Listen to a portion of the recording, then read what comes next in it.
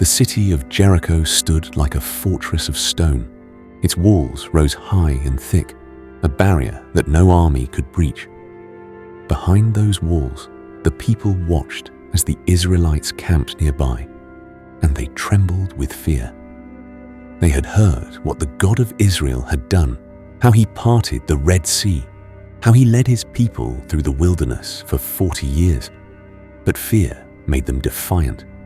They shut the gates of Jericho tight. No one went out. No one came in.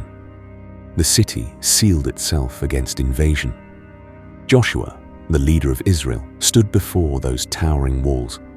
By human strategy, the task was impossible. But Joshua was not looking to human strength. He was waiting for God's command, and the command came.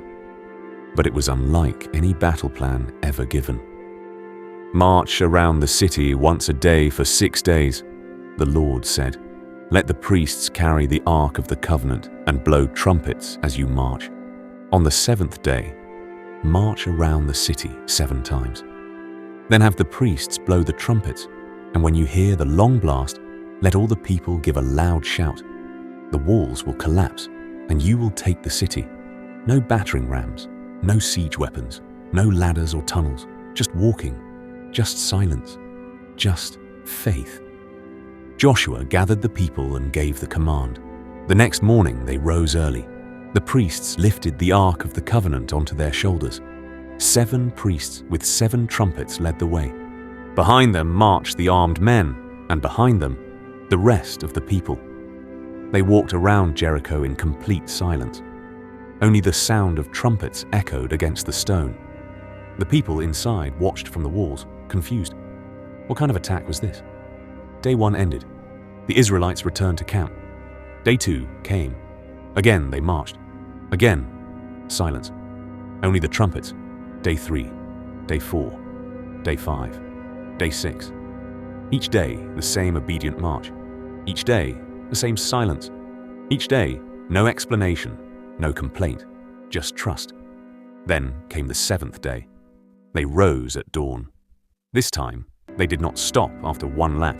They marched around the city 7 times. The priests blew the trumpets steadily. The people said nothing. Round after round, their feet pressed the earth, their eyes fixed forward.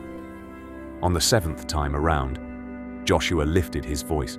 "Shout, for the Lord has given you the city." And the people shouted.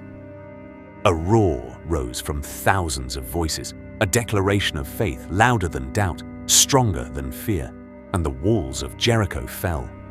Not by human hands, not by force of arms, by the power of God and the obedience of his people.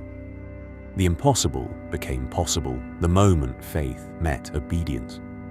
God's instructions don't always make sense. Sometimes he asks us to walk when we want to fight, to wait when we want to act, to trust when we can't see the outcome. But obedience unlocks miracles. When we follow God's command, even when it seems foolish, even when others watch and question, he moves in power.